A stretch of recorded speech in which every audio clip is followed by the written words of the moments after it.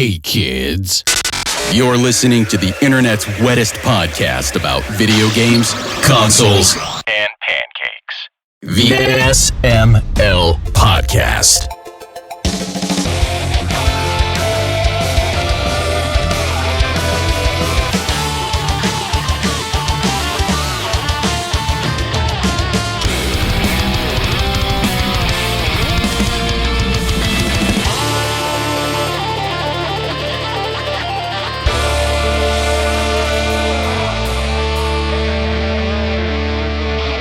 What's up, everybody? This is the SML Podcast. I am your host, Joe. Joining as usual, we've got Jacob and Aki. How are you two doing? What the hell? What was that? Somebody blowing their nose? Ooh, very nice. What the fuck? I thought, this fucking microphone is supposed to, cut off if I flip this thing up. What the fuck? I apologize. Do you want to redo that? I don't know. No. Should I? No. I mean, it would be... I loved it. It would be within, it would be with our usual standards, so... Yeah, we're leaving it. All right, well, So everyone Jacob's snotty. Aki, how are you doing? Pretty good. And then Brooke's here. Yay! I just got off work. But she's only here for a little bit. Boo. Just a little bit. Yeah, because you have some business to take care of. That's right. And lucky for me, even though I just walked through the door earlier today, I tore up my little papers in advance. I don't know if you guys can hear it from the phone. Ooh, I can But hear I got the raffle entries. Oh, you can hear it? Okay, awesome. Oh, okay. So you literally wrote names on paper, tore them up, put them in a hat, and you're going to draw a winner. Yeah, and I will show you a picture of my hat that I'm drawing it out of later. I'll text it to the Discord chat because It's pretty sick. It's a hat I got from the flea market 10 years ago, and it says Brooke. It's a ball cap, and it has my name in pink and purple glitter, and it has a dinosaur on the front that appears to be popping out of the hat, but it's just art. And then I drew sunglasses on the dinosaur, so it's pretty sweet. People see the hat, and they're like, oh, sweet. People are like, did you get that hat when you were 7 years old? And I'm like, no, I got this when I was 32 years old. Hell yeah. That's my shit. Okay, but it's a big moment. So Jacob actually was our biggest donator. So statistically, it's Jacob because I think it's 10 of these entries are from Jacob. And then... Yep, we've got 8 from NoTyme. So just... 8 from NoTyme for games. Just so I'm clear on this, it is any game. It is the game... It is the digital game of your choice, so you can't make me buy you a $200 limited edition. No. I wasn't going to make you buy a $200 game, but I had an idea of what I was. I mean, the digital games on my list that are over $100. Yeah, and I was like, because I knew that my idea was also going to be a tad ridiculous. I was also going to throw in some of my own money, but we'll find out your idea. No, we'll find out if you win first. Okay, right. Okay, let's do this. So let's see who is the winner. Brooke, the moment of justice is here. Okay. It is. Ooh. Well, this is interesting. I don't know if he's gonna have time for this game. Personally. It's no time for games. Oh, no time for games. Congrats on winning the digital game of your choice. Brooke will hook you up with that. We'll figure out if it's on Xbox. I might have to gift it to you. We'll figure it out.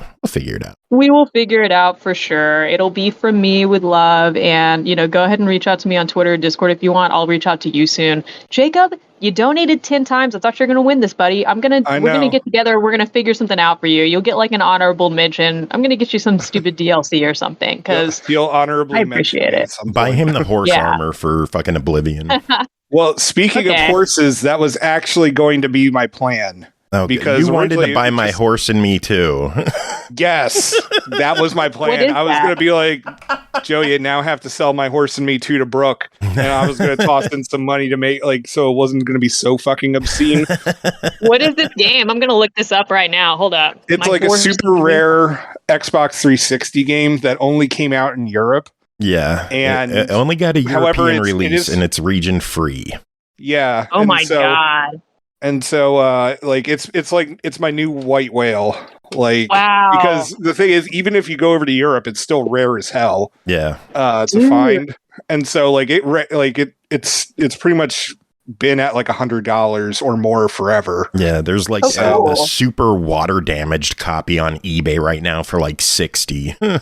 Oh my God. Yeah, I'm looking at this. Came out in 2008. 95% of Google users like this game. Ooh. That's cool.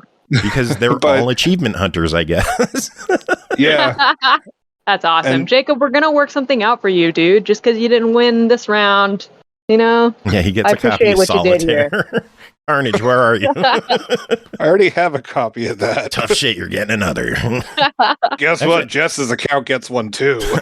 I think he's actually out of Solitaire codes. What's the new one that we have like 5,000 of? I thought there was something we got recently that we had like a dozen codes for. Paddles, I have no idea. That's the one. Oh, I have that too. Damn it. Well, fuck. I had to review it. That's right. You got to review it. Good shit. So yeah, NoTyme, we will get you set up with whatever you want. We'll figure it out. Do we know NoTyme's Twitter handle? Yeah, NoTyme. Does NoTyme have a Twitter handle? NoTyme for game. There's so many Twitters. I know, man. Well, I'm gonna look for him. We'll figure this out. I'm just glad Jacob lost. Hey, but the real win was the friends that he made along the way, or something. And that's not all the donations are going to help Pickle. So, like, yeah, it is all going to help Pickle. I believe the first payout is going to be this weekend. Actually, we're going to have $120 going to the Pickle Fund. Nice. So yeah, that's the awesome. first Twitch payout that I've had in long ass time. Hell yeah. I think the last time was back when Cole was still with us. And I think I had one or two like since then. But yeah, I want to say let's do this again sometime, but I don't want anything bad to happen to any more of your cats. But if it does, we will do this again. We'll have another raffle because this is kind of fun. Hold on, I'm stabbing Predator right now. What? Don't be a Purnell playing games during the recording. Oh my. All right. Yeah, Brooke, are you going to stick around for news at all, or do you have to get going? I'm going to take off. I'm actually going to go to bed at, what time is it? 6:15? I'm going to sleep, you guys. This is lame. I understand that. I couldn't sleep last night. I'm so tired. I had like 200 milligrams of caffeine 2 hours ago, and it's time to just give up. Is it crash time? Yeesh, fall into the abyss. It's crash time of my gaping butthole. But I'll talk to you guys soon. I'll come hang out on the Thursday show soon. Oh my god, the timing on that raid was amazing. It's crash time. Fall into the abyss of my gaping butthole. That's amazing. The timing of that was amazing. Dopey, thank you for the raid. Hello, raiders. Hello, everyone. Hi, y'all. You missed the news, but NoTyme for Games is the winner of our drawing, and Brooke unfortunately has to get going because the caffeine. I'm gonna go fall into the abyss of someone's gaping butthole or something. Mine comfortably. Don't think too hard about that one. And if you're just joining us, honorable mention is Jacob. You'll get something. We'll toss something his way. Yay. But thanks for participating, everybody. Next time we'll do something like this again. And thank you, Brooke, for doing this. So we will let you get going. Do you have any final words? Think of Pickle, y'all. This is about Pickle, not us. That's all I gotta say. Good old Pickle the Dickle. Night, y'all. See you later. Have a good night. Later. Bye, Aki. Bye, bro. Bye. Anything you two want to talk about, or should we get to news? How was your week? I put together a Gunpla. A what? I put together another Gunpla, a Gundam model. Ah. I put this one. Technically, IGT put this one up to a vote on which of the heads I was going to make for it, but I finished that today. Actually, other than that, still waiting for more models to come in from pre-orders. I only have like $700 worth of them pre-ordered. Jesus. I've had most of that pre-ordered since like fucking June. So, and like a third of it was supposed to be there in June. Good Lord. Still not fucking here. Hell, I got one of them that I just got, because I just got 3 recently. One of them wasn't supposed to be in until sometime early next year. 2 of them were supposed to be in June. So, yeah. Jacob, do you have any models coming? Not models, but I have action figures on the way. So I buy the Star Wars Droid Factory action figures. We've talked about it before on the show, like all my little R2D2s and shit like that. So Disney just released the Christmas holiday ones, and so I've got the R6.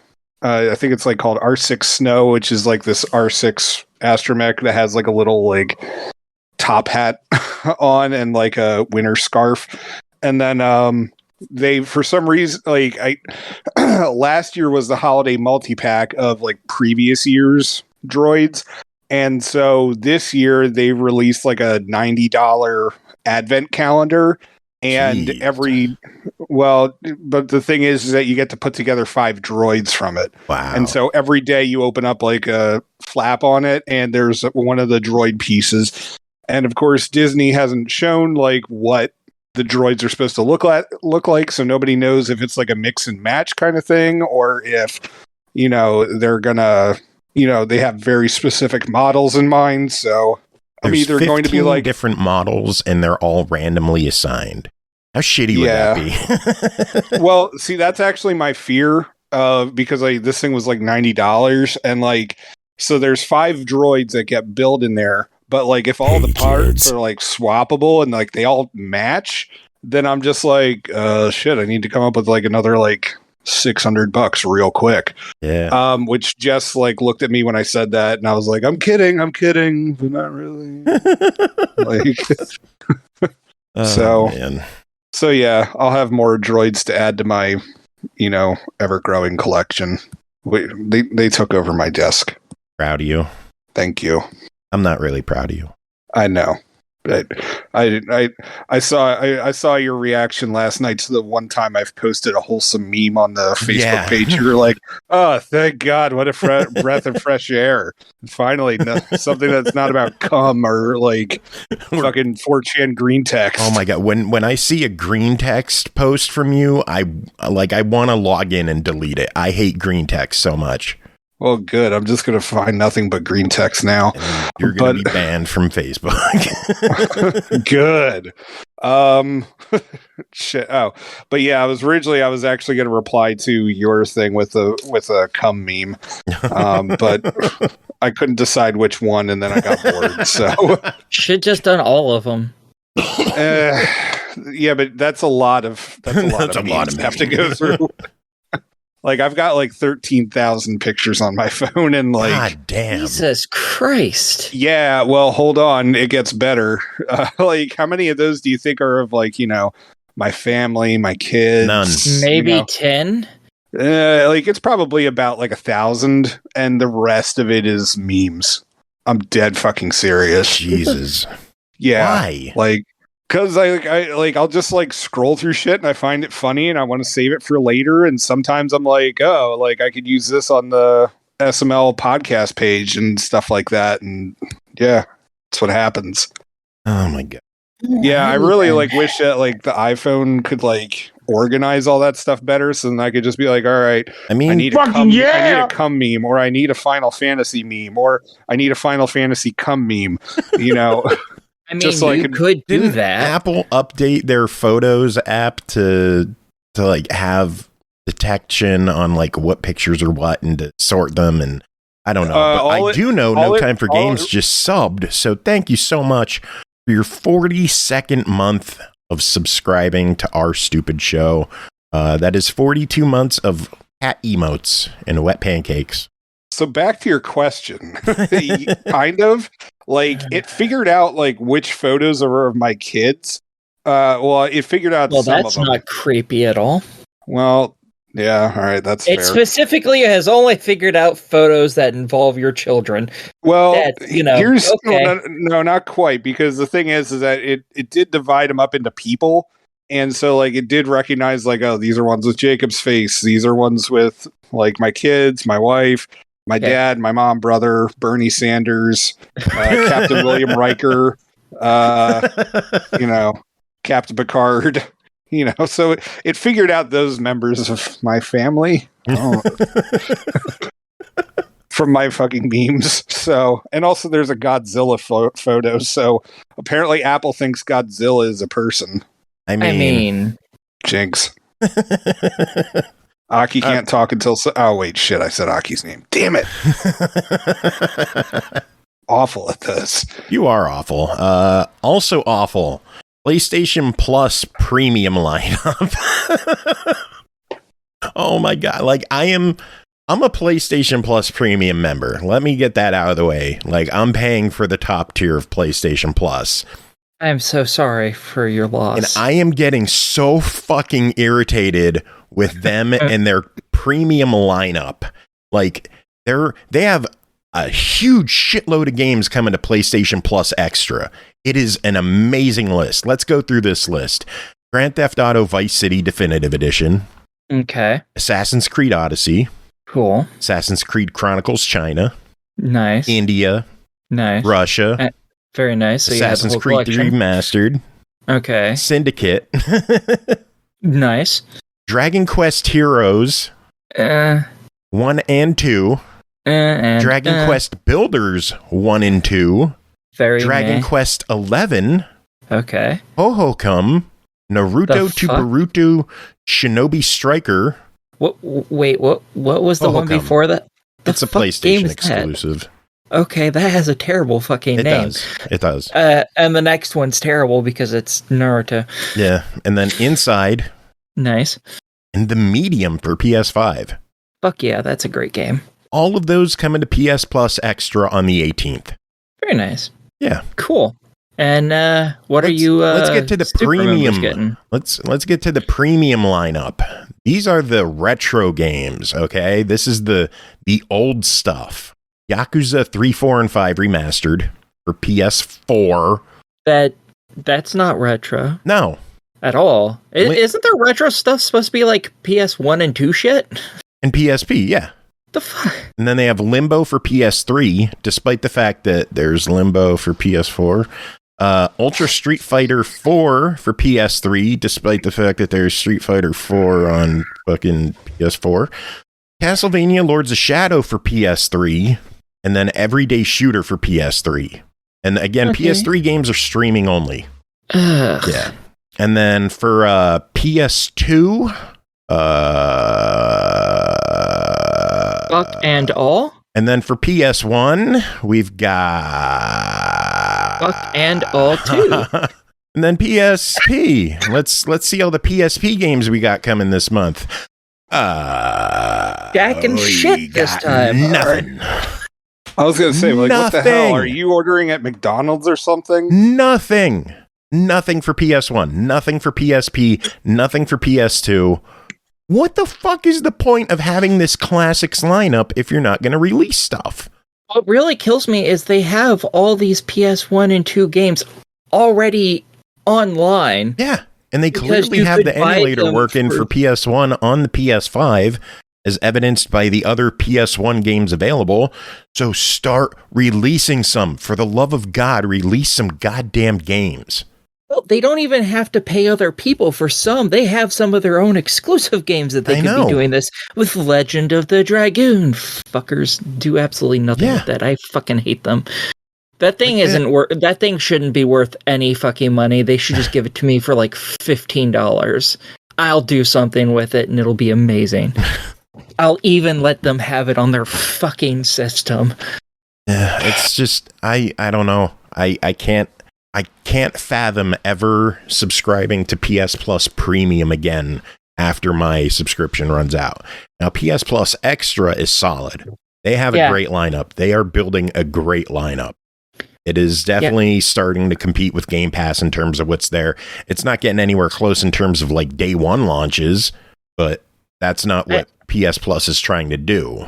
I think that it won't.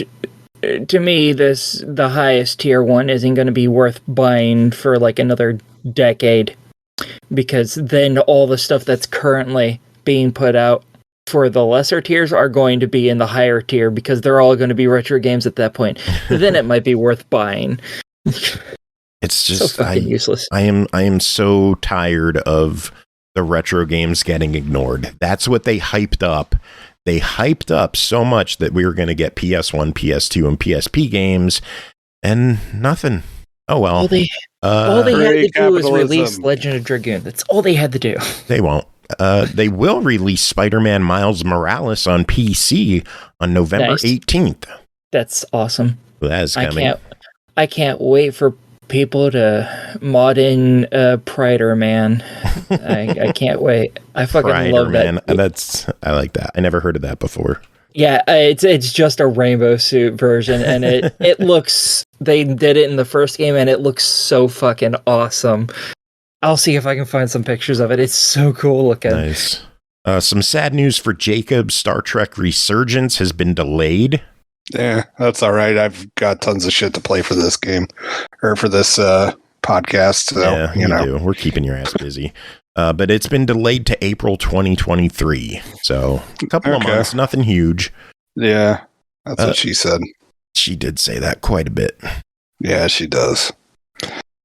Something cool. Xbox Cloud Gaming is coming to Quest headsets. Okay. I mean, at least somebody will use them now. I think it's pretty cool that you'll be able to play Xbox games on a giant virtual screen in VR. I think that's cool as shit. I mean, how much do the things cost? A couple hundred. Ugh. Aren't the cheap ones like 300 or 400? Or did they go up? I don't know. I don't remember. Considering I can't use that technology, I have never kept track of any of it. Yeah, I always wondered if there was any way you can use VR technology at all, or like anything similar to that. I don't know what level of blindness you're at. Like, obviously, you're able to see some stuff since you could play. Seizure risk than anything, because it's effectively all that is putting video. Basically, it's putting someone in a movie theater, and that's incredibly unsafe for people who have have photosensitivity based seizures, because that's basically all VR is. It's putting the screen really close in a super dark room. True, like an inch away from your face. Yeah. Shout out to an anonymous cheerer who just donated 100 biddies. So thank you for the Pickle Fund donation. But yeah, Xbox Cloud Gaming on headsets. That should be pretty neat. Square Enix Montreal has rebranded. They are now Studio Onoma. Okay. Yeah, I'm sure there's a reason. There was they've had a post about like, what does it mean? And I forget. Yeah, it is what we're doing good. Yeah. Sonic Frontiers is going to be getting some Monster Hunter DLC. So that looked so cool. That is a weird ass crossover. It's super cute looking though. It does look cute, and it's going to be free. Yeah, that's unexpected, cool. Actually. Yeah, free DLC on November 14th, so it will be out shortly after the game launches. Also launching October 18th. So next week, Crash Bandicoot 4 is hitting Steam. Cool. Hey, the more people that get to play it, the better. I guess. Well, Crash 4 did you play Crash 4? I've never particularly cared for the Crash games, so no. They're solid platformers. Yeah, they're good. Next in line, Sonic and Resident Evil crossover. That would be amazing. I'd be down for that. What Sonic crossover do you want? Probably X-Men. I really like the X-Men, so X-Men. What about you, Jacob? What kind of dream Sonic crossover would you want? The entirety of the MCU. What? You're terrible at this. Yeah, I don't even the know. MCU. Just think about it. He could spin up real fast, shoot out like the lightning like you see in the movies, and Thor could catch him. That'd be so awesome. Yeah, but that's like the kind of like fastball special that Colossus and Wolverine did. I don't know. It'd still be awesome. I don't know. That would be neat. For real, I would like a Sonic and Lucky Tales crossover. Oh, that would Lucky work. Tail, yeah.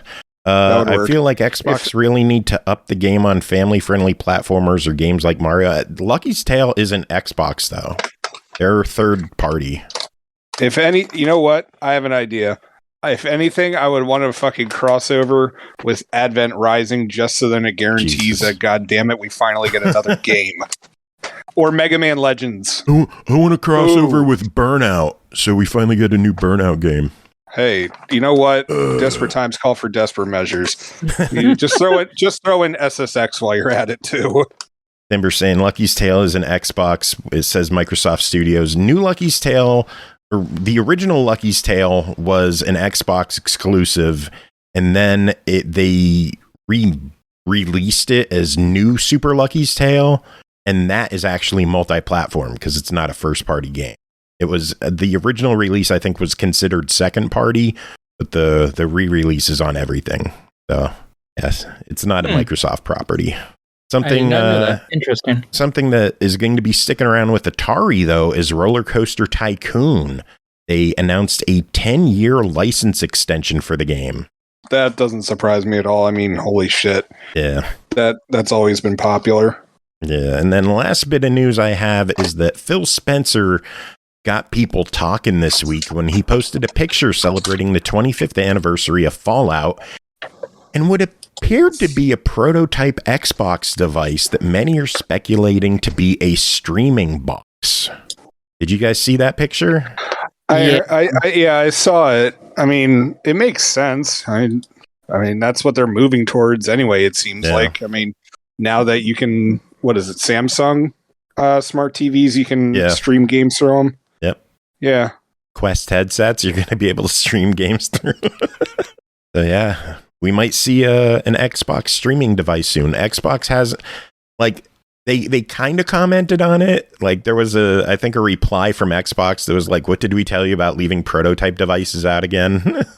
Something like that. But yeah, that's the news I got. Aki, any news on your end? Nope. Helpful. I know. Jacob, what about you? Well, I mean, there's the news that Meta, aka Facebook, their VR social network Horizon is too buggy and their own employees aren't using it, which of course, like, Meta replied the next day like, ha, everyone's using it. What Everyone loves it. Yeah, they think it's great. Oh god, yeah. No, and also they just introduced legs, which is for whatever fucking reason a feature. Legs? Yeah, your avatars now have legs. Okay. Cool. That you can see. Like, cool. So, yep. Root Beer mentioning there's a Logitech portable thing for xCloud coming. Yeah, the Logitech, I think it's called the G Cloud. It is, I think $349 is going to be the official price, but it's launching at $299. And it's basically a handheld streaming device. It unfortunately doesn't have any kind of 5G capability, so you can't play anywhere. It seems like it'd be good for like a bedroom. You could just play xCloud in bed. You know, so you can just even more never leave your bedroom. Yeah. Yeah. I mean, be great. Yeah. Yeah. So I've got two other bits of news. The soundtrack release that literally no one was asking for, Lara Croft Tomb Raider: The Cradle of Life, is getting a special edition soundtrack release through Varis Saraband. So it's now going to be a 94-minute score across 2 discs, limited to 2,000 copies for all like 2 people that wanted it. I don't. Anyway, so there's that, and then also 2 unreleased NES games have shown up on eBay. One of them was developed by Rare for the Nintendo Power Glove. Ooh.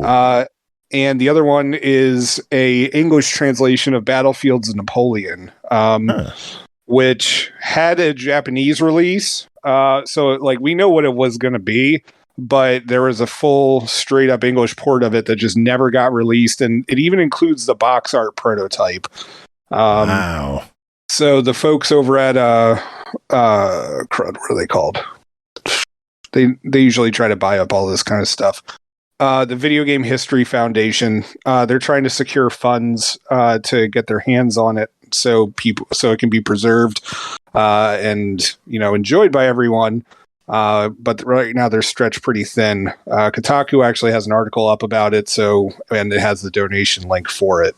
Nice. And that rare demo, I don't think that they really know what is exactly on it.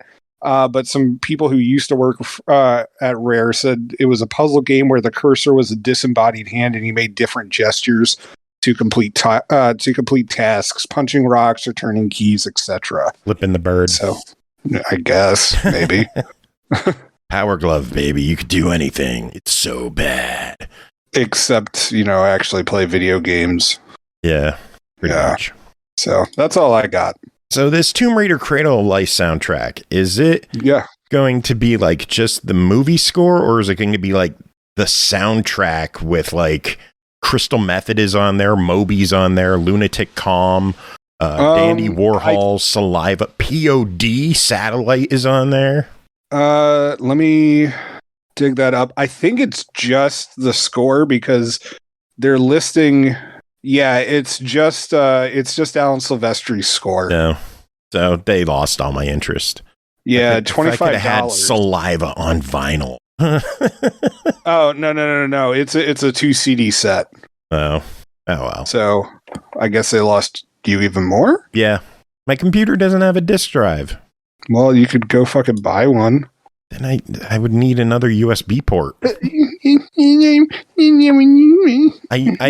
I just lost the USB port this weekend.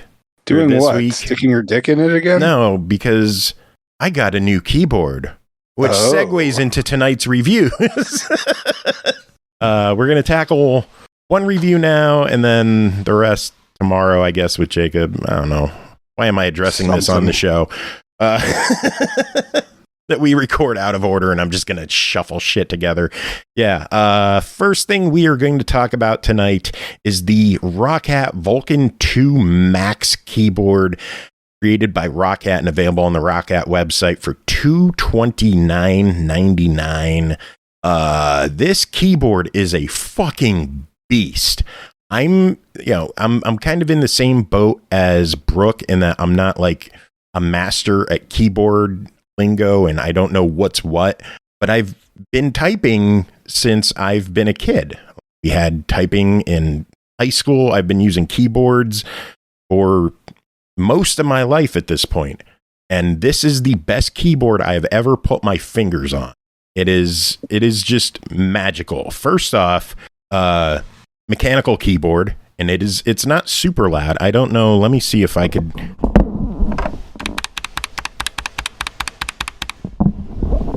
Like, did that come through or not?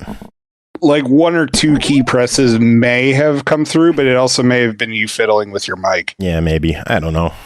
Carnage says we hear that, so that's how loud. Like, it's not a loud keyboard. They have two varieties of it. They have two different switches. They have optical linear red and tactile brown. I believe mine is the optical red, which is linear and fast, and it has quiet sound. Whereas the tactile brown has like a gentle bump mid-press. So you get more of like a tactile feedback, and those are louder. So I believe I have the quiet version of this keyboard. It also it is aluminum plates on it, so it is nice and sturdy. I love that the keys are all out in the open. Like, you look down at this thing and you can like just see in between all the keys. I'm not going to have issues with like beard hair being stuck in my keyboard for an eternity until I pop all the keys off. I could just use canned air and blow it out. Fucking yeah! Cleanup is going to be so much better. Hey, Jacob, thank you for the Twitch Prime. Yeah, I just found out how that works. Cool. We've only had Amazon Prime for like years. So proud of you. No problem. Think of all the subs you could have been doing on Twitch.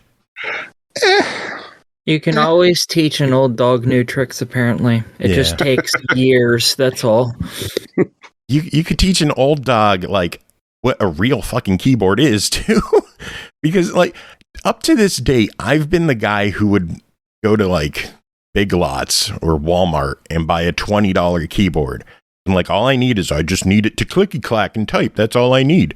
And this has opened my eyes to what a keyboard can be. It comes with a palm rest, which normally is like no big deal, but this is like a clear rubber one where light can pass through it. And keyboards now these days are all about lighting. This thing is like a light show on a keyboard. It is awesome to watch. They have, it is AMO RGB lighting, and they have different patterns you could do. It could have like a heartbeat pattern or like a pulse pattern. I have it set so that it dynamically lights up according to what I'm typing. So if I'm hitting keys, the keys will light up. If I stop typing, it'll just start glowing. It'll do random patterns. It is so cool to look at and just sit and stare at. When the computer goes to sleep, the keyboard goes to sleep with it into like a low power, low light setting where it'll still be cool, like patterns and stuff, but at a, I don't know, quieter, less bright setting. It's really neat. It has media controls on it, which is nothing new, but they work well. It has, for audio, they have a turn dial. Jake, I love, Jacob, that you're dropping single bits. You know they don't make a sound, right? I know, but I made you comment on it. Yeah, true. You dickhead. Let's see what else is on this thing. They have cool functions that you can customize and create your own functions for it using the whatever the app is, like the Roccat Swarm app, whatever it is. This keyboard has memory on it. Like, it has user profiles and it stores things in memory on the key. Like, this thing could hold an MP3 if I wanted. So explain how that part works. Like, profiles on a keyboard. Is there like an app on your computer that you have to download? And yeah, then the Swarm app that you can download, and you can customize like all the different for gamers, all the different macros and shit that you set up, and all the custom key commands. You can save it to a profile. So you could have it so it's like, all right, I'm booting up Rainbow Six, and here's how I have that mapped out, and now I'm gonna boot up like Jedi Knight. You know, that's how that's gonna. And like, everything can have custom lighting, key reassignment, everything. It's like 4 keyboards in one if you need them. Yeah, you just hold the button, hit the function, and F1 through F4 are the profile buttons. You just pick a profile, and you've got your own lighting, your own key bindings, everything. It is so cool. And the fact that there's memory on a keyboard, like what kind of crazy world are we living in? In my day, we used typewriters. The lighting, again, is really the thing that makes this such a treat to look at and just in type and play with. It's cool. I don't know how else to put this. It's durable.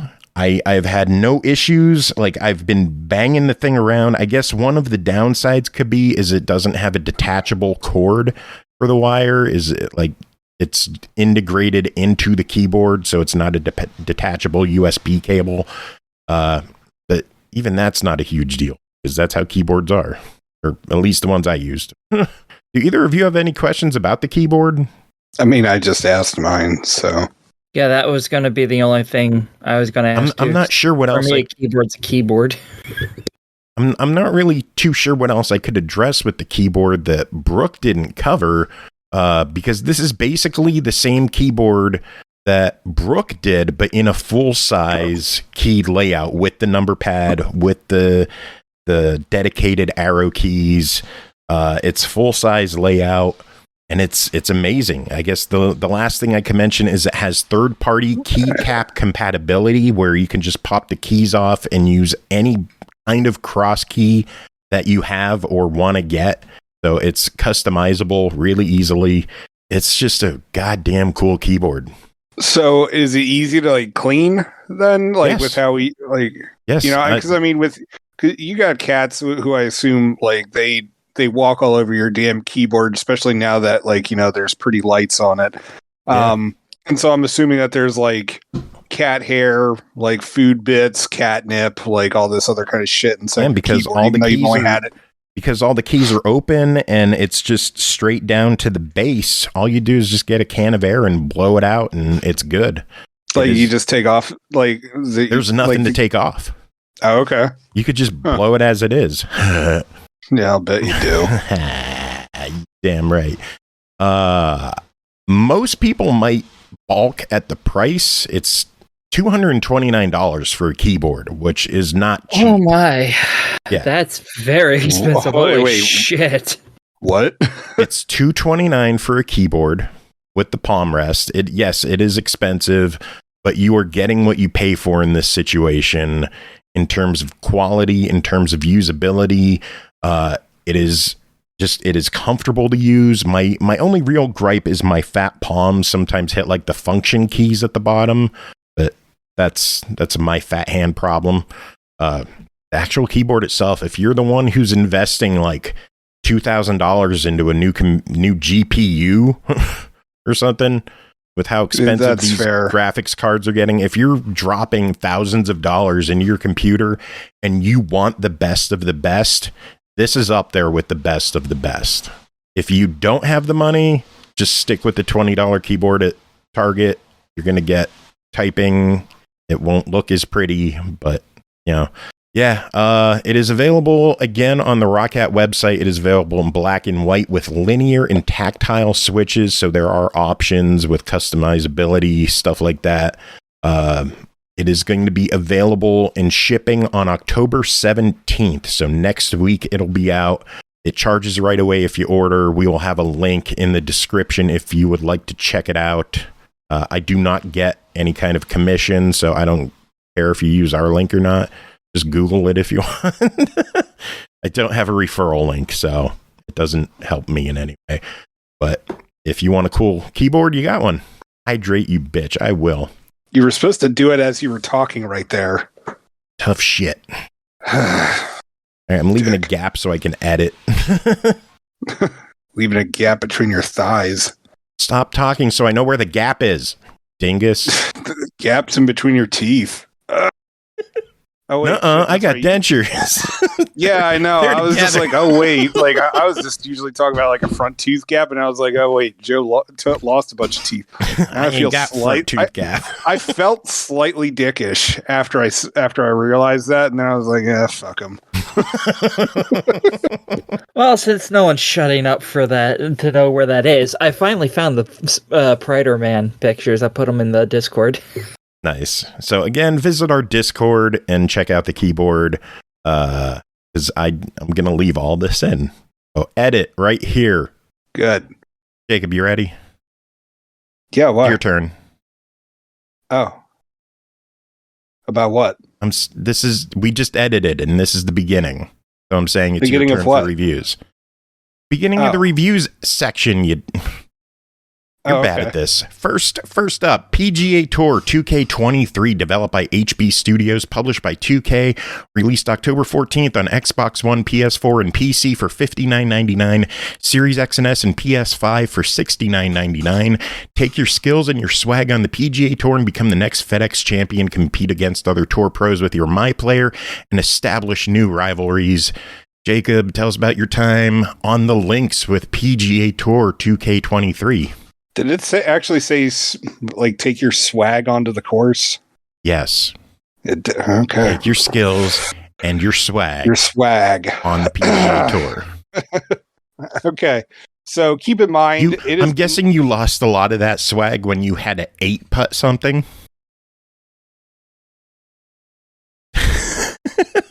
So anyway, dear listeners, keep in mind that it has been a very long time since I've played like an actual golf game. Pretty much I used to play a ton of Lynx 2004 back when I was in college. And so this PGA game was pretty much the first time in about 10, 12 years that I've played a golf game.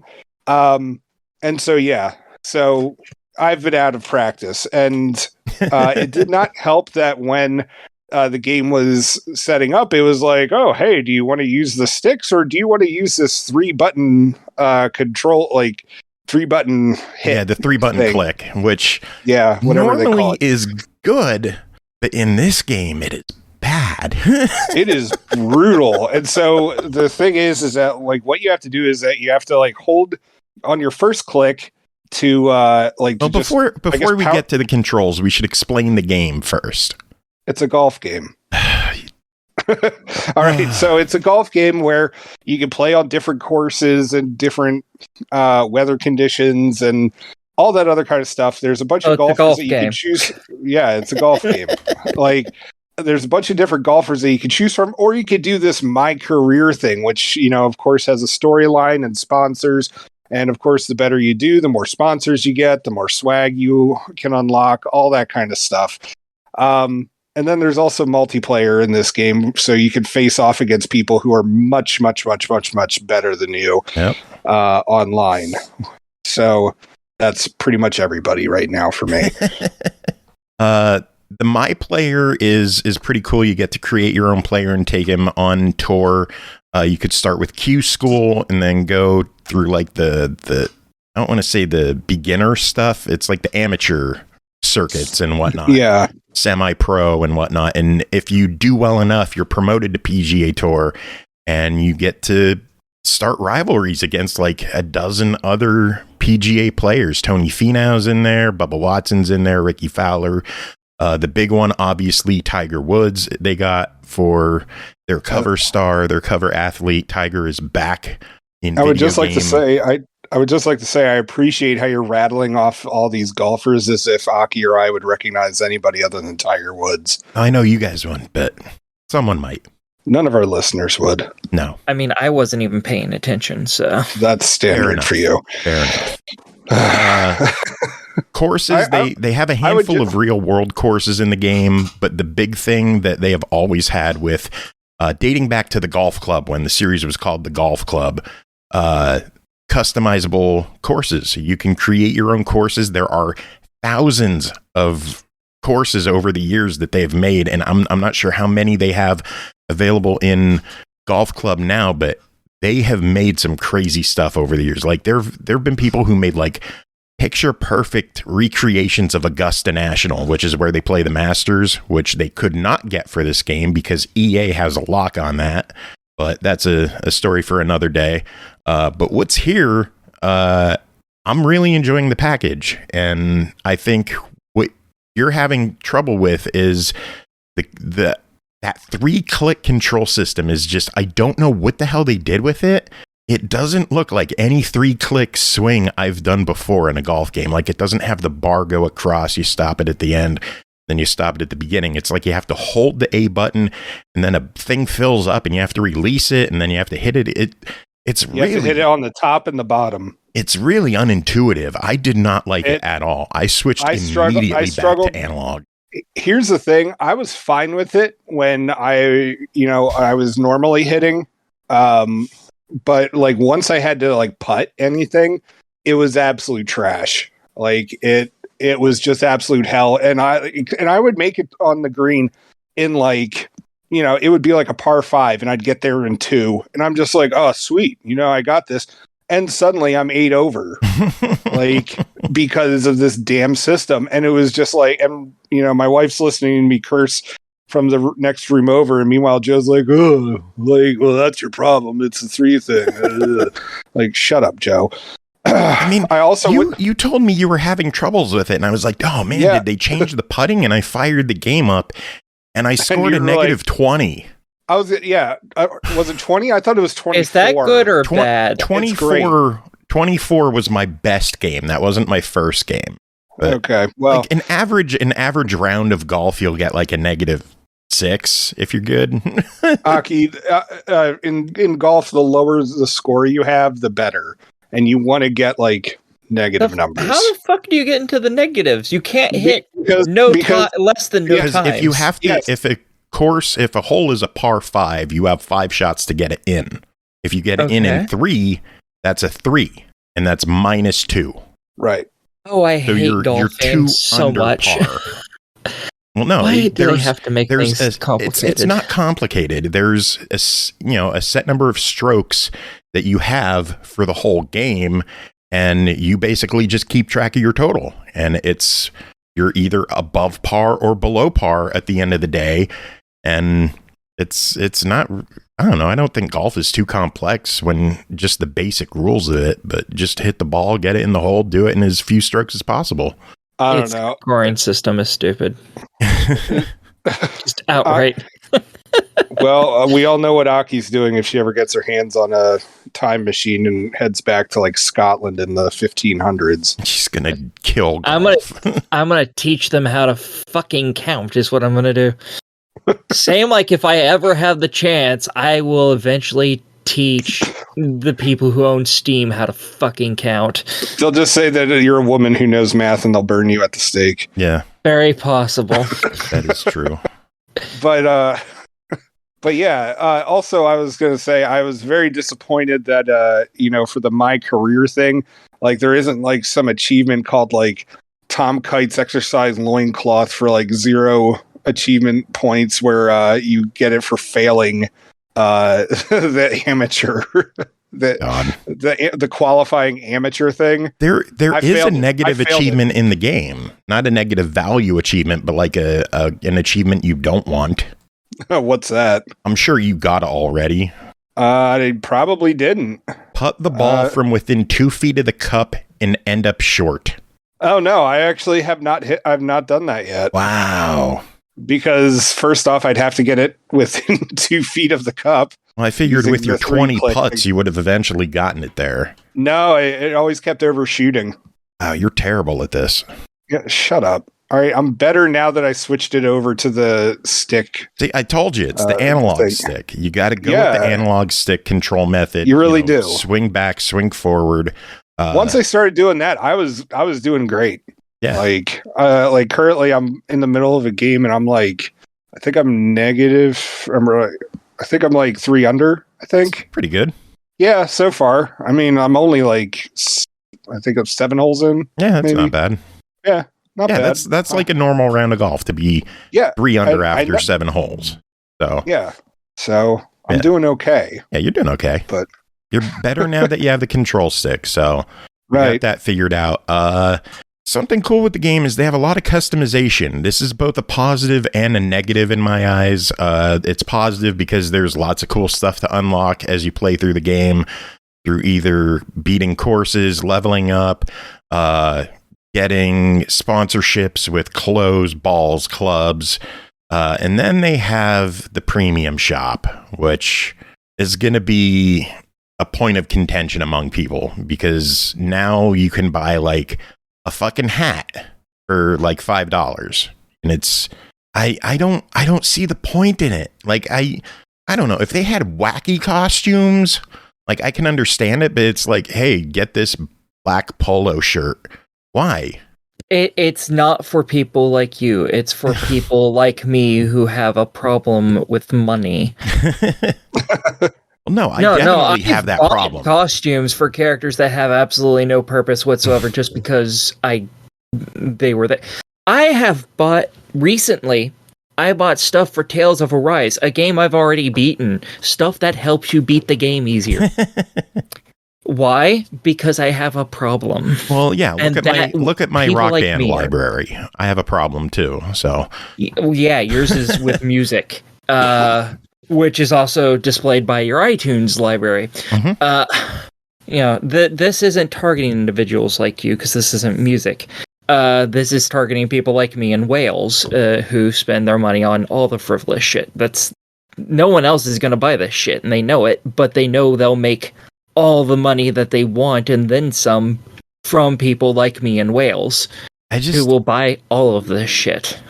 I just think they could do better with what they're offering. I think they could have wacky costumes, give me weird clubs. Like one of the pre-order incentives was a hockey stick as a golf club. That would require effort, and that's the whole point. They don't want to put effort. Let me hit a golf club with like a cardboard roll. Like it's just a cardboard tube. Like remember Cardboard Tube Samurai from Penny Arcade?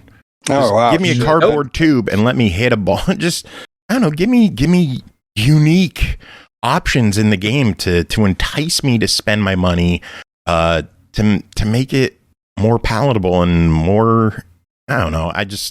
the customization in this game just didn't really do it for me. Although I think it's hilarious that one of the default characters looks exactly like me. I mean, big fat white guy that's balding. I mean, that's not that hard to make. I mean, yeah.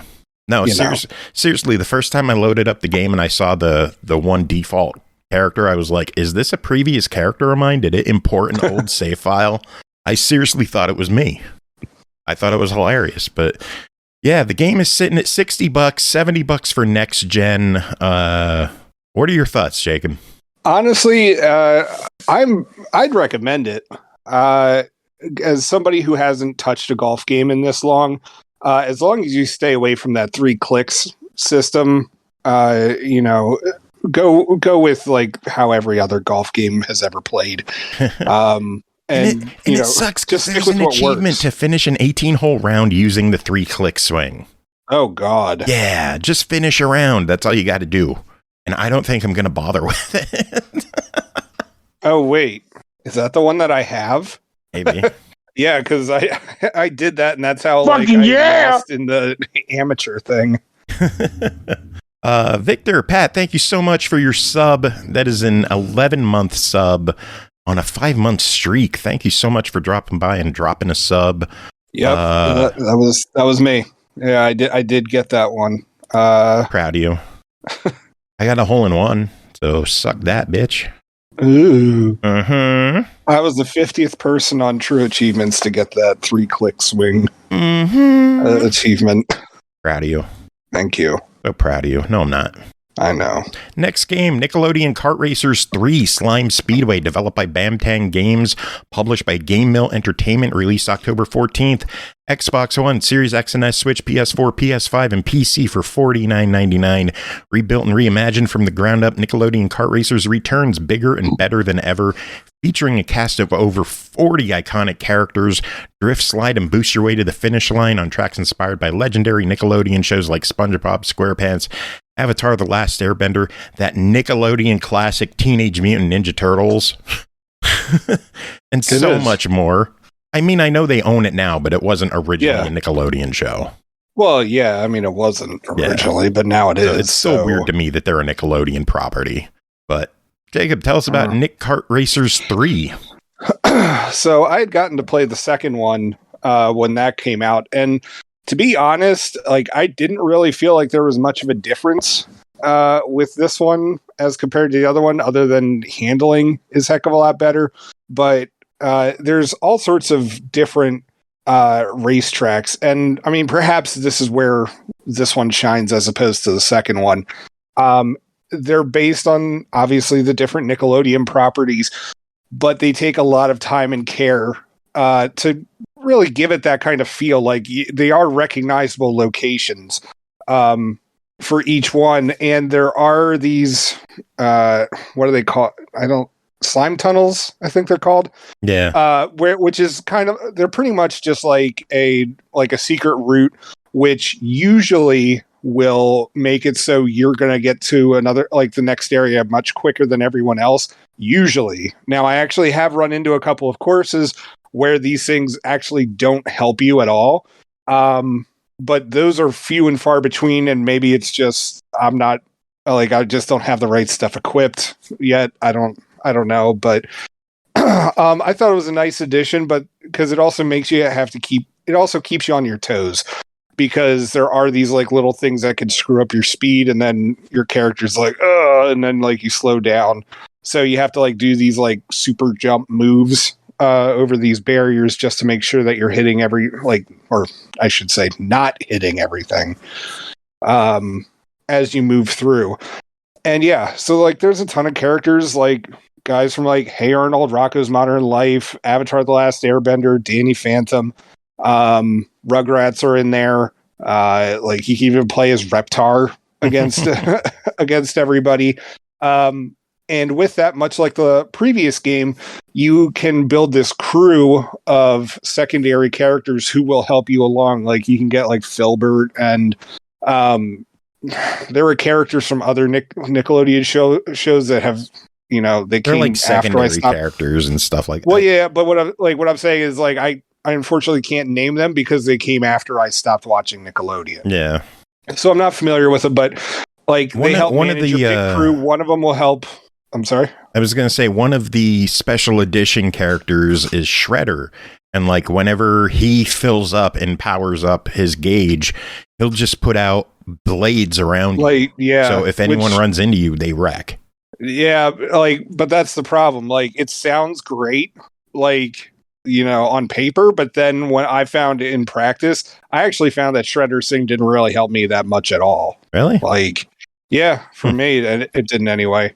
But anyway, so you could have one person who manages your pit crew, and then there's like a defense and an offense character as well who will add stuff. And then of course you can customize your cart, which I think is a lot of fun. Like you can have it look like the bathtub car from like SpongeBob SquarePants. There's like a Ninja Turtles car. And of course you can decide like what kind of paint wrap you want to have on it, what wheels, and the wheels and like the exhaust will, they can only aid your car. Like they can't really hinder it.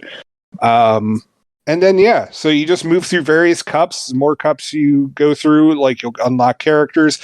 And then there's also challenges, and the challenges will net you points, which you can use to unlock other characters or customization abilities.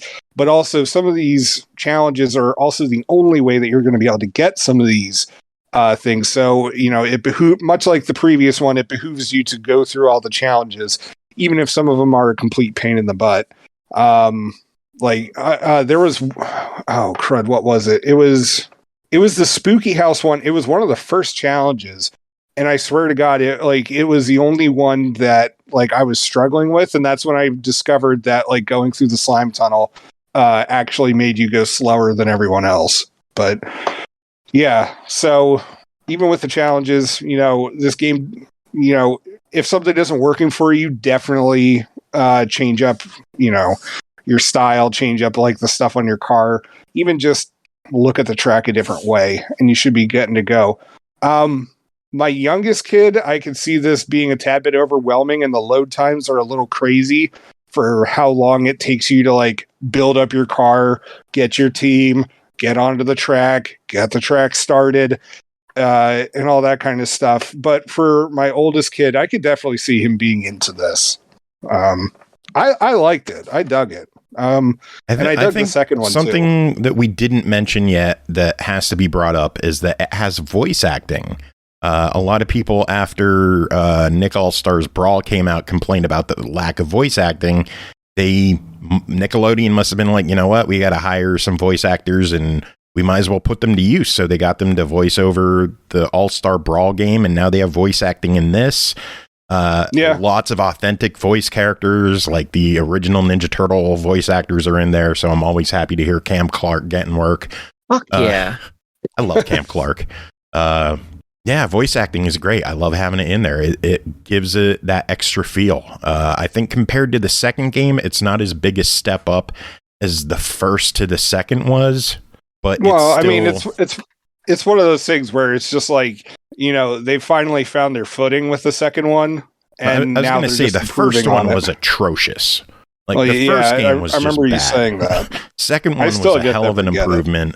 Third one, I think, is another improvement. I like that they have 12 player online, which is good. So I think they did a solid job with this. I think, especially when you compare it to something like Paw Patrol Grand Prix that we covered last week, I think this eclipses it in terms of content available, characters, enjoyability.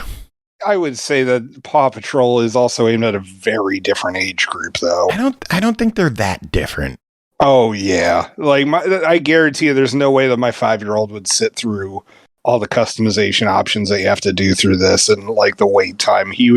I know him. He would get bored. He needs you need a game that like you don't have to do all that much strategy on, and you can just get up and go. Okay, but there are other children out there.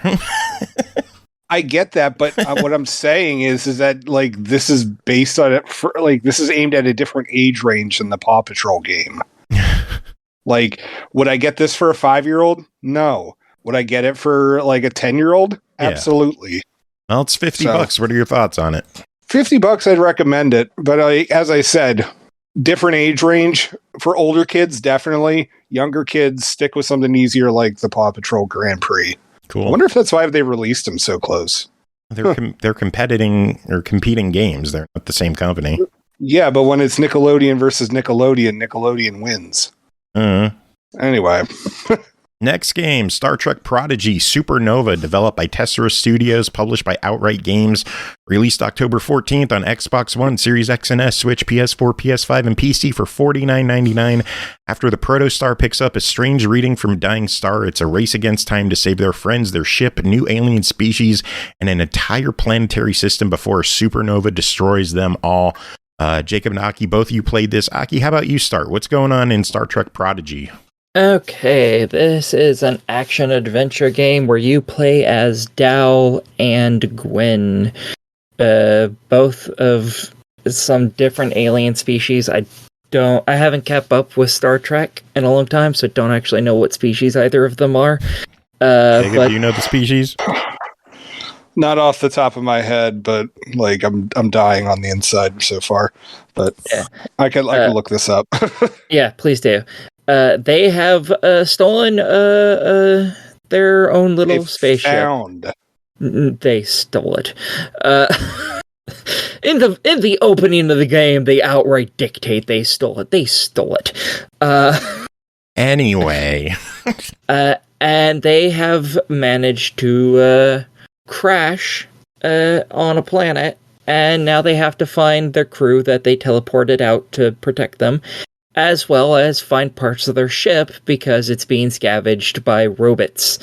And in this, it has local co-op only, or you can play solo. Sadly, there's no online co-op, which I think really sucks because I think it'd be much cooler if you could play it online.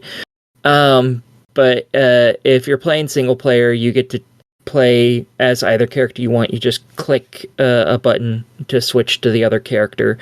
The character you're going to probably be playing as most of the time is Dal. Not because you're going to like him more, but because the game is clearly made with him in mind. Because from the very beginning, you have a melee weapon and a ranged weapon, and then you get new weapons as you play through the game. Dal starts with a really shitty wrench and 2 phasers that take forever to overheat, versus Gwen's sword and one really, really, really, really, really shitty phaser. And then he gets, throughout the game, the new weapons he gets are all ranged weapons, like a rifle and a cannon, basically. And she gets gauntlets to punch things. So, super useful. I would like to interject on that. All right. So the thing is, I actually ended up using Gwen quite a bit because once you upgrade those gauntlets, like they deal like a massive amount of damage. And I did find myself comfortably switching between the two, using Gwen's gauntlets, but also for Dal getting his, once he got the phaser rifle, that thing was great. And so I would, have Gwen attack up close and I'd have Dal attack from far away, and just keep switching between the two.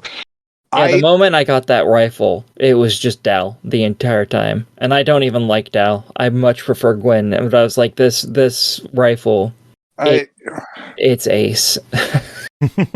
I don't know if I don't know if I'd necessarily agree that the game is more Dal centered in terms of combat, but where you're more likely to get hit. At close range with a bunch of things that hit you at close range, or at far range where most of the enemies have close range. Well, but the thing is that most of the enemies start dashing, so long range doesn't always become that helpful, especially when they're swarming. So you just have to circle around the battlefield and it's easy. Kite them. Well, yeah, that's what you're supposed to do. You are supposed to fight them. Kite, not fight. Yeah. Kite. Oh. Yeah, you just go in circles around them. Yeah, it's super effective. Most of these robots are stupid. And often I found that if you just played as Dal, and let Gwen go off, because both characters fight, and they actually do damage to the enemies. So it's not like they're just sitting there being fucking worthless like they usually are in most games. Yeah, I will give it that. It's definitely not like Resident Evil 5 Shiva.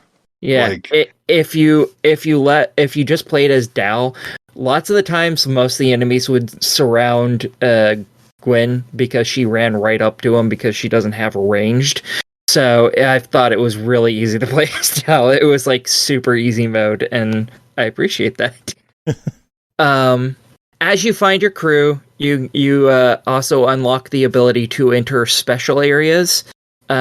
Usually they'll have more crystals that you break open in order to get smaller crystals that you use to pay for upgrades. And sometimes they might have a collectible in there as well. Usually they have one in there somewhere.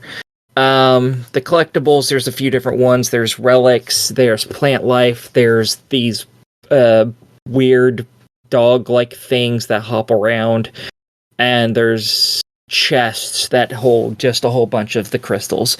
All of those are different collectibles that you need to collect for achievements in each. Well, they're also used for updating your stuff. I mean, because the little hoppy dog things are used when you unlock when you rescue Roccat.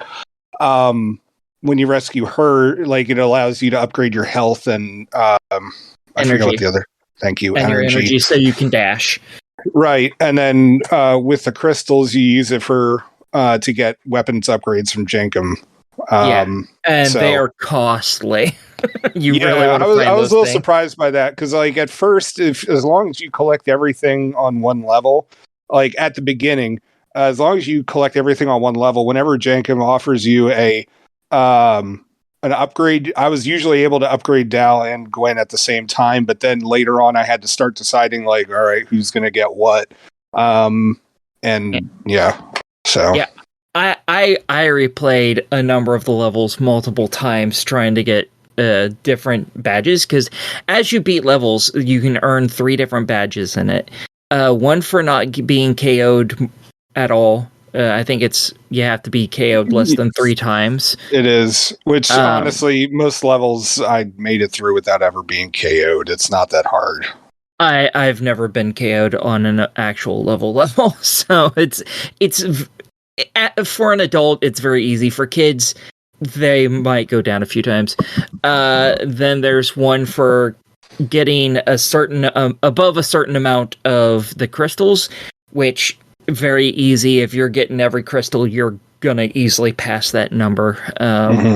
Because there's lots of like little boxes of crystals and actual giant crystals that are very obvious that you can destroy and pick them up, and those alone will give you all the crystals you need. But then some enemies also drop crystals.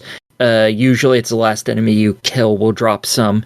Not particularly useful in the grand scheme of things, because they don't drop that much, but if you're getting all the crap, destroying all of it and picking up the crystals, you'll easily get that. And the last one is for beating the level really quick. And some of those are easy, some of those you really just need to wait until you get upgrades.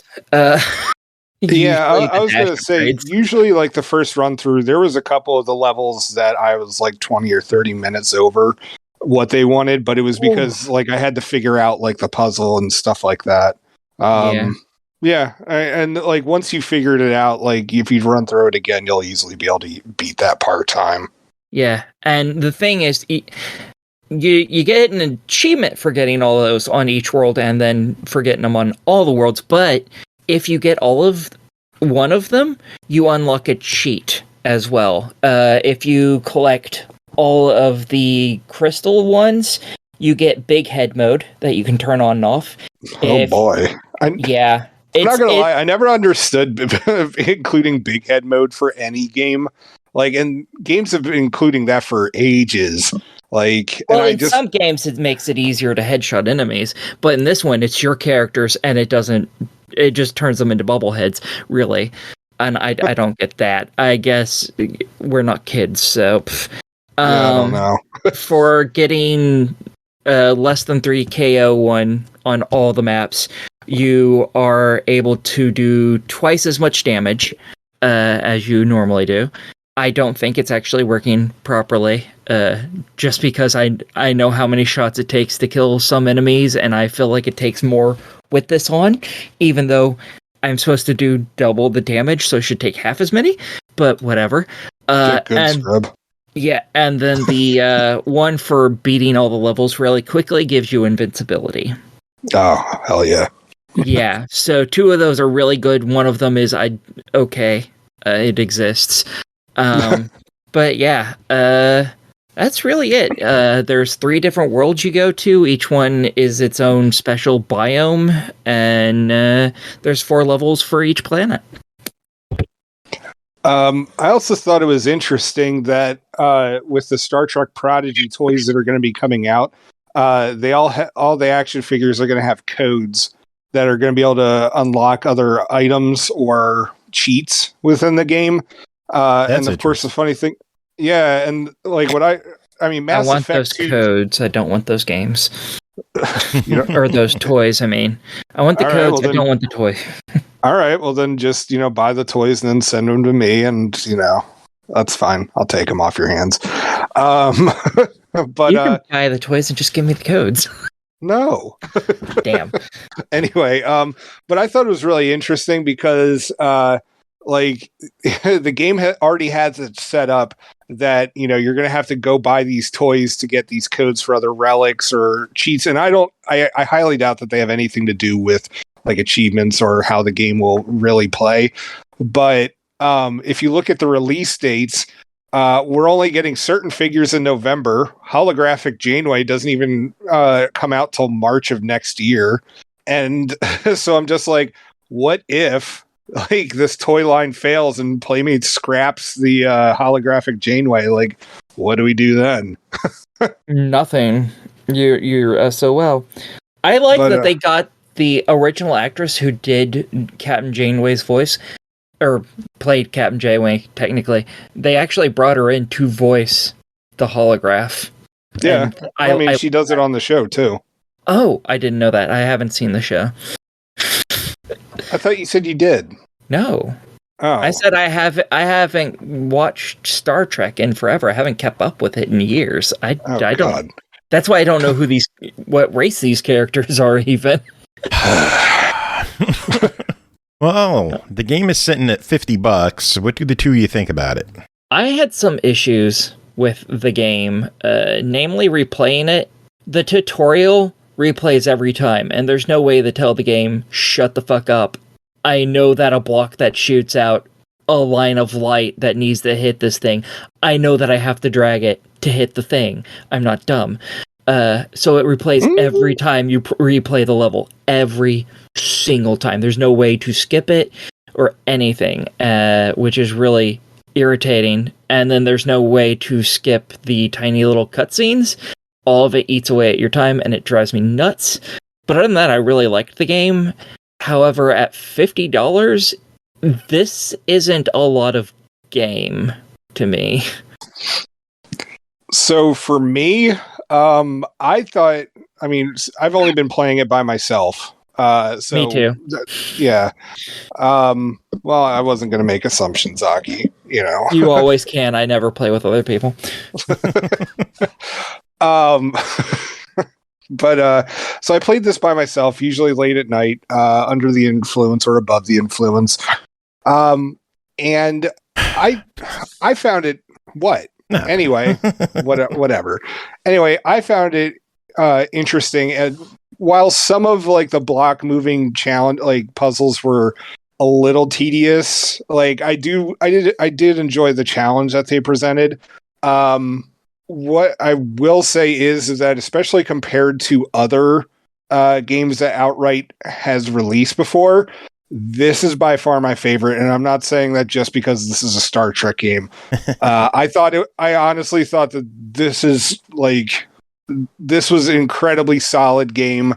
It was well done. The puzzles were engaging. I wasn't thrilled with the cutscenes, but again, they were also whatever.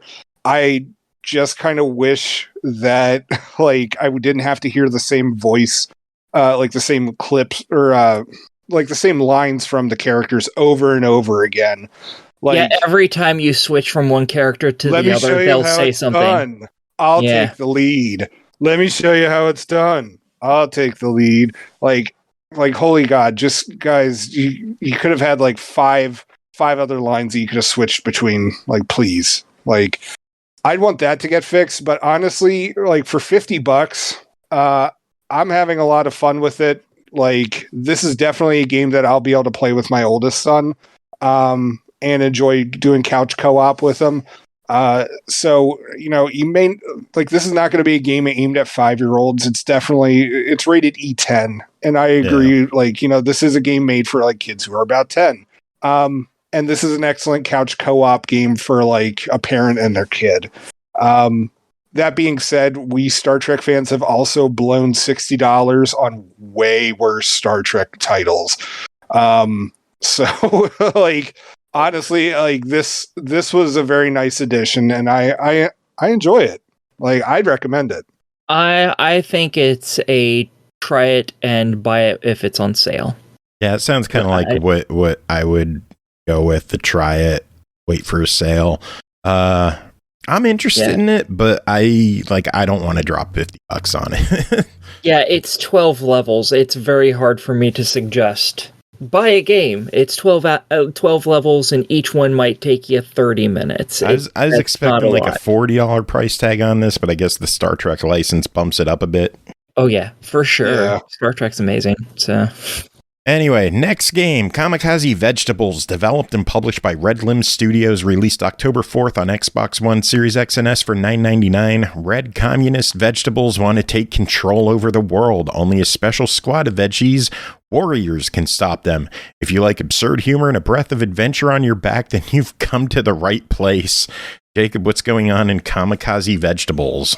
So the storyline in this game is that humanity has blown itself up with nukes. Literally, well, yeah, just there's not even figuratively. They're literally gone. And they actually took out a whole chunk of the world with it. And with that, vegetables became the sentient creatures on Earth. However, the sun's harmful rays have now kind of made some vegetables go crazy if they're out there too long, which apparently being out in the sun too long makes you become a communist. I'm not sure how that like follows, because most leftists I know don't leave their house. But you know, whatever. Anyway, so the game starts you off with a tutorial where you have to go through this like little training camp area, and it teaches you the basic stuff, like, you know, you need to learn how to do stealth. You have to like learn how to run at your enemies and blow up one of your characters, where the kamikaze part comes in, and just how, like, you know, search for treasure, because that'll help, you know, boost your score at the end of the game. And a lot of just like get from point A to point B, throw grenades, use weapons, that kind of stuff. The game's animation is simplistic. I mean, this is very much an indie title. So like, you know, obviously you're not dealing with anything Call of Duty like, but more of like a cartoon style. Honestly, I would say like it's very reminiscent of like OG Xbox kind of style with that. But yeah, so once you complete the tutorial level, like, it's just you get into your helicopter, you go to these different islands, and you're gonna eventually take down all the communist vegetables. And it's just, you know, all right, do this, sneak by this guy, blow this up, like prevent this rocket from launching, you know, prevent them from doing this. All right, congratulations, like, here's your score. Now on to the next island, where we're going to give you a different infantry unit. Now each level you get X amount of dollars that you get to spend, and then you can decide like what kind of vegetables you're going to have on your team. And the game builds stuff up early, you know, like you're only allowed X, you know, like these regular all around infantrymen, but like as you go through the game you get more and more specialized characters, each with their own kind of thing. Like one of them has like a short fuse, and so like if you're going to drop him into an area, it's because you know exactly where the area is that you need to blow up. And, you know, you don't really care about this guy because he only costs you 50 coins as opposed to like 200 or 300 or something like that. It's not a bad game. I felt like it was pretty repetitive and it like, I don't know. It didn't really do it for me, but it's not bad. Fall into the animation of my gaping butthole. Was kind of clippy. I was like the art style I didn't really like. And also like the voice acting, like during the cutscenes, like characters' mouths wouldn't move. But the biggest drawback for me was that I had a really hard time with the menus. Like they kept glitching out and they wouldn't let me select certain missions to replay, even though it was saying like, yeah, you could just click this to hit start, and it would make the start like button clicking noise, but then it wouldn't do anything. And then it would just crash. And this happened a couple of times. My game never got deleted or corrupted or anything like that, but it was just kind of annoying with that. I mean, hopefully they fix it. But all in all, like, I don't know, like I could see it being like a fun, like $10 game on Steam or something like that. But I don't know. $10 game. Oh, well, splendid. You should pay attention to when I say the price. No, I don't want to pay attention to you. For $10, I'd say it's a try it. It was amusing enough, but it's not going to set the world on fire. Yeah, I do enjoy the humor in it. I like the store page. It says red communist vegetables are your enemy. They are cruel and ruthless bastards. They want to take control of the whole world. Reds are better armed and their troops contain GMO mutants, extremely aggressive beasts. War is not a place for cowards. Yeah. Love it. So, yeah, your official verdict? Try it. Cool. All right, next up, Letterbox by POWGI, developed and published by Lightwood Games, released October 11th on PS4, PS5, 13th on the Switch, 14th on Xbox One, Series X and S for $7.99, but for some reason the Xbox price is at like $9.59 for some reason. I don't know if that's... Yeah, I saw that. I don't know if that's a mistake or if they're going to fix that or what's going on with that, but it should be, I think, $7.99. Letterbox is a game of anagrams and logical reasoning featuring 120 unique puzzles, and as always, the puzzles are handcrafted and checked to ensure a pleasant experience and satisfying solving experience in typical POWGI style. The reward for solving each puzzle is a terrible dad joke. Jacob, what's going on in Letterbox? So with this, you're given 3 rows and 3 columns, and you have to use these columns to make 3 5-letter words going across and 3 5-letter words going down. You're given the letters on the end, like the beginning and ending letter, and then you have to figure out what's in the middle to complete the puzzle and advance it to another thing.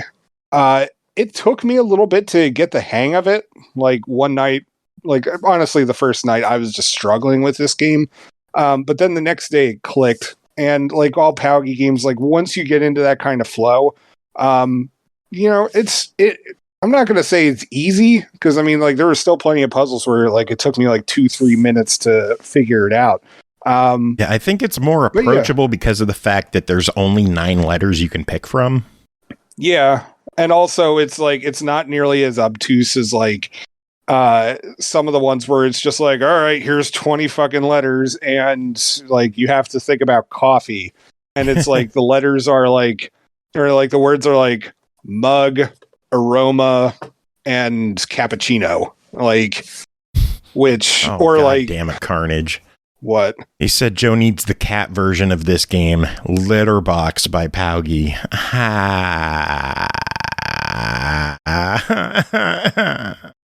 My soul hurts. I know. You should turn Carnage's front yard into a letterbox. I bet Lightwood is just all about that joke. Letterbox by POWGI. Anyway, so the game.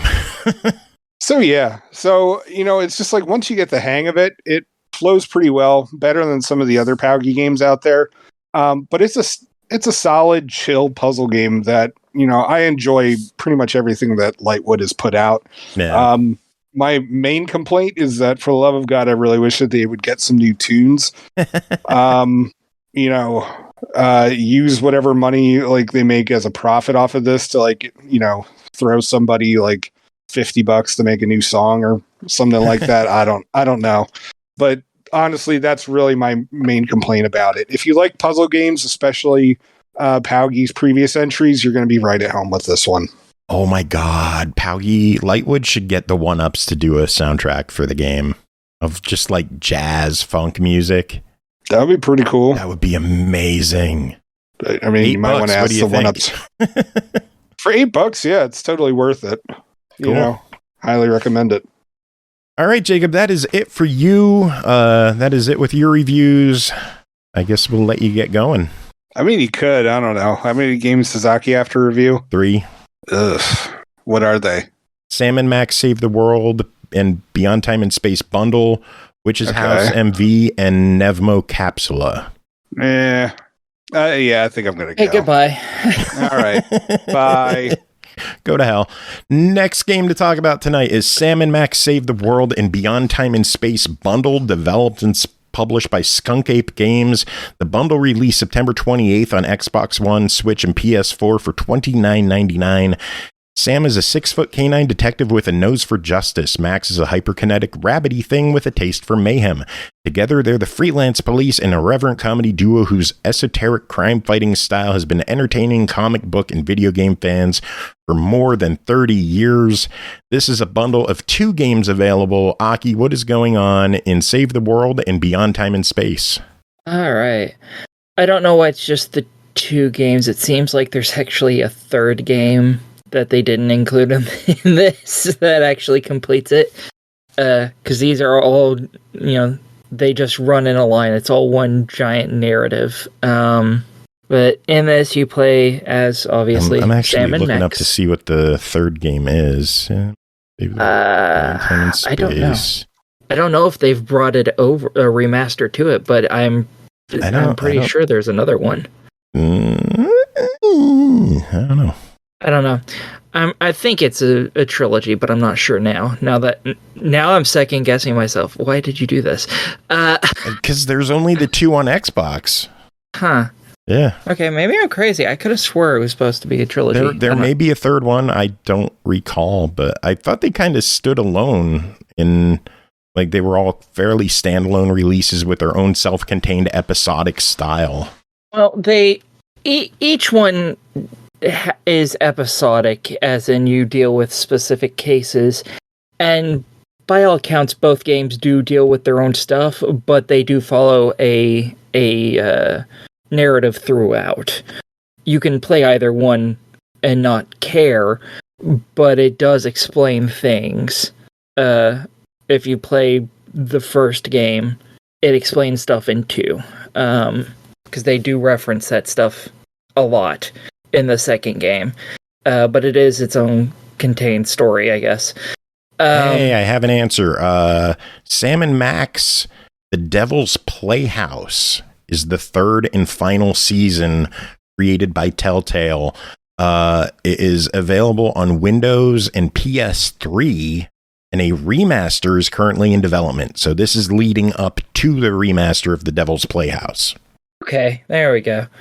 All right, there we are. Hey. Okay, so the first game, which I don't remember which one is the first game anymore. Joe will have to look that up. Okay, there we go. Is 6 episodes long. Each one they're dealing with hypnosis. That's how all of them are dealt with in the first one. Each case deals with hypnosis, with them trying to figure out what's going on, which is answered obviously in the last one. Each chapter is about 2-3 hours long, I think. Especially if you suck at these games, like me. The characters are funny, I guess. I didn't really jive with them all that much, but I think I would have if I was a teenager. And since the thing said that gamers have loved them for 30 years, it said, that's probably where most of the fans played it, was when they were kids or teenagers. So it's probably still in their system. I never played any of these games before, so this would be kind of like someone coming in and playing the new Duke Nukem games. It's like people who really like Duke Nukem probably thought it was okay. Everyone else thought it was shit. These are okay to me. Lots of the jokes come down to very homicidal tendencies, realistically speaking, because Max the Bunny is a fucking psychopath, just straight up. Everything he suggests in any conversation is violence, even if it's not a problem. He just wants to commit unreasonable acts of violence. That's all he wants to do. That's fun for him. So it's your spirit animal? Kinda, yeah, kinda. And then Sam is the somewhat more agreeable. He's not quite as openly bloodthirsty, but he also doesn't particularly rein in the bunny all that much. Instead, he's like, oh, don't rile up the bunny. He's crazy. And then proceeds to allow people to rile up the bunny so the bunny will go crazy. That's the type of individual he is. He's not like, oh yes, let's go kill everybody, but he's not against like shooting people just because. He just isn't as vocal about it. The game deals a lot with some reoccurring characters that are in both games that I hate. And I think that's the whole point of these characters. They're called the Soda Poppers, I think is what they were called. And they're basically childhood stars. And they're in a lot of the episodes in both games. And they're just these three midgets, basically. And they're all fucking annoying. Just their voices, the way they talk, it's like they're from a 70s sitcom or something. It's terrible. It's so bad. Most of this game is point and click, basically. It's not overly complex. There are some mini games that you can find in the game, mostly related to the second one, which doesn't have a unifying gameplay mechanic, or not mechanic, story through line, I guess, whereas the first one had all the hypnosis, I guess, portals, maybe? Might be the second game's thing. It seems a lot looser, and connecting all the threads. All the threads do connect in a way, but it's not like, oh, each case deals with the same specific type of thing, unlike the first game. And it has a lot of little mini games where you, in each chapter, where you can drive Sam and Max's car and get little upgrades for it, which is actually surprisingly fun, even though it doesn't sound like it. Most of them require you to, they're all just like decals for your car originally, and if you get all the decals, you get an actual car upgrade that sticks with you through all the other episodes, which is cool. Just in its own dedicated game, or does it cross over into the other game as well? Since this is in the second game and you don't really drive it in the first game like this, so it doesn't go backwards. Yeah. I wasn't sure which one you were talking about for a second. Yeah, sorry. Because you're just jumping between the two. Yes, I am. It's really hard to released as a bundle, them. So we're reviewing this as a bundle. Yeah, and I played them one after another, so it's really hard to separate everything when you've put like 40 hours or something in between the two of them in like 5 days. It's very, very confusing trying to separate them at this point. Yeah, but did you have fun playing it? That's the main question. Did you enjoy your time with it? Personally, because I didn't really jive with the characters all that much, it wasn't all that amazingly fun. It wasn't a bad game. I didn't have that connection with it that I think you kind of need to have. If you're not a fan of the Sam and Max games, I don't think you're going to care a lot about this one. Just because I don't think you're going to have that attachment. And if you're an adult, I don't know if the humor in this game is going to give you that attachment. If you're a teenager, yeah, you'll probably love this. And if you played these as a kid, you'll probably love this. But everyone else is going to be like, it's not a bad game. It's just click with you. Yeah, it's just okay. It's like it exists. Well, the games are available individually for $20 each, or available in a bundle for $30. What are your thoughts? Oh, totally get the $30 one, because both of them, if you're going to play one, you might as well play both, because again, through line from the first game to the last, it tells an entire story. Everything is related to each other, so I'd get the bundle, personally. Yeah. If you're going to buy the games individually, wait until they're on a sale, and buy the first one. If you like it, get the second one. And then you're only spending $30 anyways. See, it works. Yay! Any other comments on the bundle? Not really. I honestly thought you would have clicked with this one more than you did. I was kind of expecting to too. Yeah, like Jacob is Sam. The two of you are Sam and Max. I guess. Like, there was one thing I really did like about the games, and I don't know why.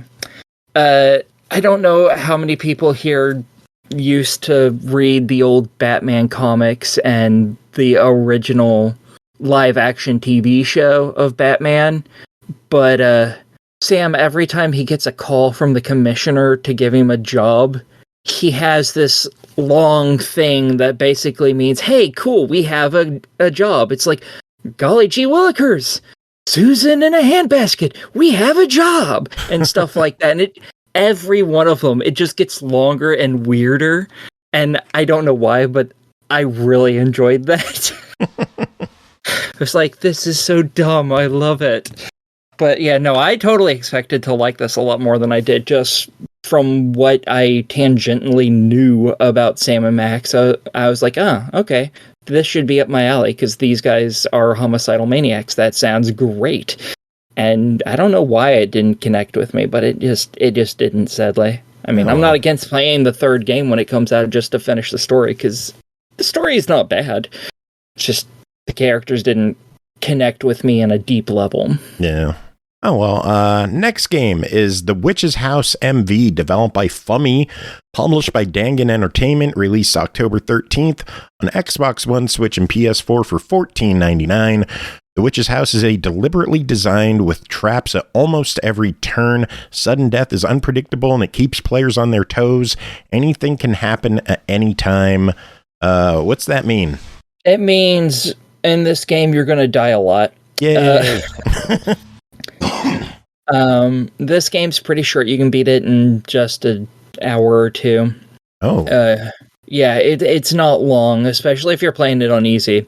If you're playing it on normal, it's going to take you a lot longer, because you're going to die a ton, because fuck you, that's why. That's kind of this entire game's way of playing. I see it bills itself as a Japanese horror RPG. I was kind of shocked to hear it's that short, given it's an RPG. It's an RPG in the sense that it's an RPG Maker game. Oh, it's an RPG-like. Yeah. Rip-it-like.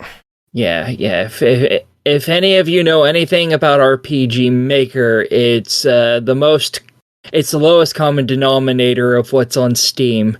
If you find one game of that, you'll find another 500 just like it. That's just what RPG Maker is. It doesn't mean that they're bad games. It's just very some of them are really good to create stuff with RPG Maker. Yeah. Usually, if you're releasing something on Steam, this is like baby's first RPG system is the RPG Maker, because you can just buy it and make stuff in it. So that's how it's an RPG. Otherwise, it's not an RPG in any sense. Which, ironically, lots of the games in the RPG Maker stuff on Steam aren't RPGs either. This is a horror game, and you play as a 13-year-old girl named Violet. She has found herself in a witch's home, and now she has to find a way to get the fuck out. There's only one real way out. So every time you play the game, you're playing it the same way. It's just there's lots of hidden traps, and monsters that come for you that you have to run from and stuff like that. Otherwise, it's solve this basic puzzle like, oh, here's 4 pedestals that all have a different color, and here's 3 dolls that are wearing the same color but are on different pillars. What do you do? Would you care to answer that, Joe? Can you figure out what to do with that? No clue.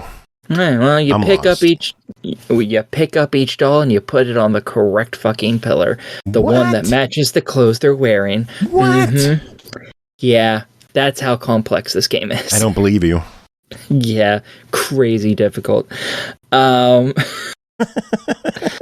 This does have a lot of cheap deaths, I guess you'd call it. At least on your first playthrough, you're gonna get killed a number of times just because the game gives you minor hints. Like, one of the first deaths you're likely to come across is within like 20 seconds of playing the game. And you step over a thing of blood just because you enter a doorway and there's a note on a wall on the other side, so you just walk straight to it. Like every other time you do that in any other game. And in this game, ironically. And you step onto a red, what looks like blood, and then you get crushed. The walls just go smack and crush you. And that's it. Yeah. There's a lot of deaths that are very much like that are just, it doesn't really give you any warning. Yes, the blood was a hint, but that doesn't mean anything to you when you first start playing the game. And not all of them are just bloods, but they're all, once you die to it, it's kind of like, that's obvious now. Now I get it. So yeah, it's just a little puzzle game, basically, where you have to try and find your way through this entire mansion to find your way out. I guess technically there's a bunch of endings if you want to consider every death an ending, because there's so many fucking ways to die in this. And you have to die in every single one of those ways for an achievement. I thought I had done that on my first playthrough. I did not, and I think it has to be done in one playthrough, which just kills me. I'm looking at the achievement list. I noticed that Otakon, who usually completes like everything, is missing 2 achievements, and I'm wondering if they're broken or just hard to get. Do you know what they are? The one is bye-bye, said your last farewell to the will of the house, which is a secret one, so I just spoiled something for someone. And then the other is to watch every death scene. The death scene one might be broken, or it might be considering there are some extra deaths that you can only get in the extra mode, which is like hard without saves, I think. So if you die, you have to start from the beginning of the game. And there's a number of deaths that are specific just to there. I don't know if those are necessary for the achievement. The achievement might just be fucked up. Or it might need that. And if that's the case, I don't know how many people are going to find it worth their time to get it, because there's a whole bunch of them, and even if it's a 2-hour long game, playing the same like first 20 minutes like 12 different times to get an individual death, and then playing it an hour and a half for like another 20 times to get 20 different deaths there. I don't know how many people are going to be willing to fucking do that, so I'm hoping it's just fucked up right now. Yeah, I was asking Carnage if he knew if the achievements were borked or just hard to get, because if anyone would know, it is Carnage. Some of them are hard, and I think the other one that's missing is probably getting the true ending on extra mode, would be my guess. No, that's the one that says Depths of Despair, reach the true ending in extra mode. Oh. Someone already got that? Jesus. Yeah. If they want to like just play it on my account, and they're more than welcome to, because I tried normal and it kicked my ass, and I was like, oh, you bitch. But no, it's I enjoyed it. It's pretty fun. There is a save system. I don't think it works in extra mode. I'm pretty sure the save system is gone in extra mode. And I'm pretty sure, I'm not 100%, but I'm pretty sure if you want the true ending, you can't use the save system either. Wow. Yeah, the save system is talking to a cat. Okay. That makes some of these achievements make a bit more sense. Yeah, there's one for talking to the cat one time, which you'll notice if you look at my achievement list, I don't have that, even though I've beaten the game twice. It's because I was like, okay, I want the true ending, and I don't think you're allowed to talk to the cat. So I was like, okay, so I'm just not going to. And so I didn't. Here's another secret achievement. It's reached the witch's room without talking to the black cat a single time. Yep. I probably have that one, unless it has to be done on a higher difficulty than what I've played. But I don't know. It shows only one gamer has it, and it's Otakon. So but you're not on TA. So no, I don't like that site. Just like you're not on Twitter. Yep. Are they related at all or no? No. Okay. No. Oh man. So yeah, the game's sitting at $14.99. What are your thoughts on the Witch's House MV?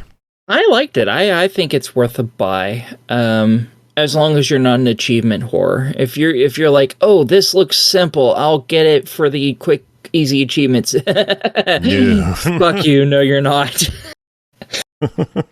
But everyone else, yeah, I'm for it. I thought it was a fun game. Cool. All right. And it has a nice little twist ending, so don't spoil it. I'm not. Okay.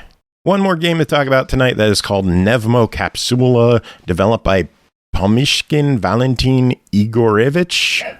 Sure. That's what I'm going with. Published by Sometimes You, released October 19th. Xbox One, Series X and S, Switch, PS4, PS5 for $4.99. Time seems to have stopped at the break of 1930 to 1960 years here. The city is connected by a single system of rails, tracks, and pipes. The smallest part of this bizarre system is the mechanical mail. The mail here is delivered by carts on small rails, and you'll play the role of one of these carts. On the way towards the target, you will find obstacles, barriers, and various puzzles, labyrinths, and all that fun stuff. Aki, what is Pnevmo-Capsula? All right. And this, you basically play as a pneumatic tube on wheels. And you are meant to reach these little electronic boxes that have mail in it and basically fax them. For people, because apparently people are too lazy to manage that. And throughout it, you have like 5 pieces of mail or something like that you have to deliver. And throughout, you have to solve little puzzles. Basically, you drive through these little squares typically that have circular bulbs in them, and then you can charge your electricity thing. And it can cause things to move or shift, so on and so forth. It's how you interact with the world other than just moving around. And, sometimes it'll move a track up or down so you can go either straight ahead or under to the area beneath you or to above you, which you use to get to other areas, typically where you, again, have to use that same ability to start electricity to, I believe, short these electrical traps, they seem to be. Why they were created, I have no fucking clue. It seems like that's a really bad way to make your mail system, to put stuff on the track that will destroy the mail system. And serves no other purpose. That's kind of like being like, hey, yeah, this person is an alcoholic. We don't want them to drink anymore, so let's put them in a room filled with nothing but alcohol. It's counterproductive is what it is. Thankfully, anytime you either fall off the track because you've found an area where the track has fallen apart or maybe wasn't ever put together, because again, if they're putting stuff that electrifies the thing and destroys it, who knows? Maybe they just decided, hey, let's not put track here just to see if we can destroy some of these. Who knows? Anytime you fall through that or, again, get into the electrical trap, your vehicle gets destroyed and you just spawn a little before then at the prior checkpoint. You have an infinite amount of lives, so you can just keep fucking up until you figure it out. It's very nice that way. Most of the sections are separated between what they call labyrinths, which is where you deal with the electrical stuff. You have to find your way through multiple floors of tracks, basically, and turn off all these electrical traps. And they consider those labyrinths. There's a few of those in the game, and then the rest are solving puzzles, namely to figure out how to turn on the electricity to these fax machines, basically, and then how to number code them to get them to actually send where they're supposed to go. For instance, you can think of all these fax machines as like the briefcases that have locks on them, the number locks. That's basically what all the fax machines are. So you have to figure out the right numeric code, and you really don't want to brute force it because there's 4 or 5 numbers for it. And they all go from 0 to 9. So that's a long time if you try to brute force it. So you have to solve that. Sometimes, it'll outright tell you in areas nearby. Like for the first one, it tells you, hey, I need to send it to this person at this place, in this city, in this section. And then there just happens to be a big map right next to it that lists all that information and a bunch of other places, obviously. And you just have to be like, okay, this city is right there. That's this number. This section is right there. That's this number. And this place is this number. Now I have to put it in here in a way that makes sense and get it to fax. And then you just keep fiddling until you've entered it correctly. Later on, they get a lot more complicated. And to be quite frank, I had to use a walkthrough for a couple of them because I could not figure out what it was. I couldn't even figure out where the puzzle was for it to answer it. Because some of them, there's like a big gigantic wall of text right next to like 2 of them. And I'm like, I don't even know what in here is what I'm supposed to look at to find the number. So I had to look up a guide for those. But otherwise, everything you do in the game will get you 100%. Everything is either sending a piece of mail or getting to a new section, to a new checkpoint. So just beating the game will 100% you on this. It's not bad. And the game takes, if you have a walkthrough and you follow it, it'll probably take you like 2 or 3 hours. It's also really short.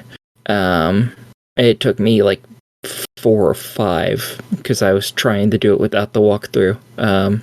Which was mostly okay. All the labyrinths are very simple to figure out because you see the colored lights everywhere. And you have to put them all out. It's very simple. The puzzles just get a little tricky sometimes.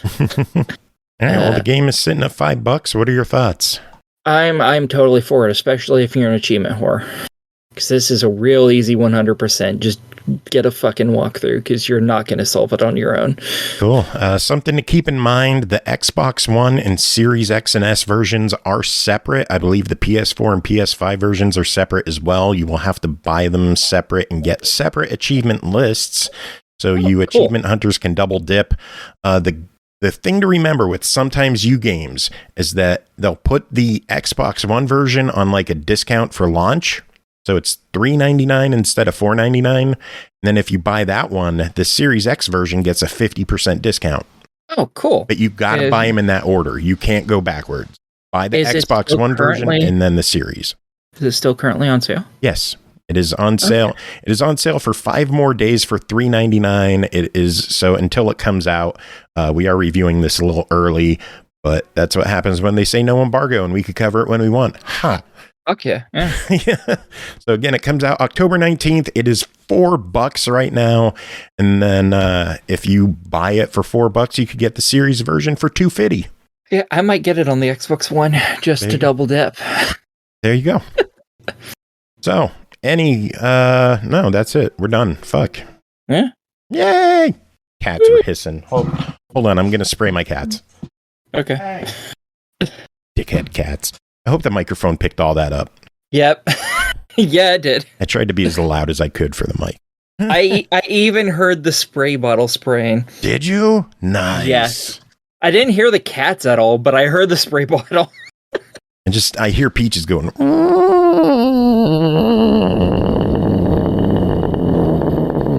Just nonstop because Butter is annoying her. Does that? I mean, that sounds pretty standard. Thanks, Butter. Music this episode. Shit, what should we play? What was on this episode? Nothing with a crazy good soundtrack that I need to keep track of. So I think we got one more song off the Metal Hellsinger soundtrack I could use. So let's do that shit. Sounds like a plan. You should toss up the pictures of Prider Man on screen while you do that. People can watch that. I'll have to look for that. But yeah, that won't be on the show. I can't show them on the show. Why not? Because the picture's going to be of the keyboard. Fair enough. Because it's dope.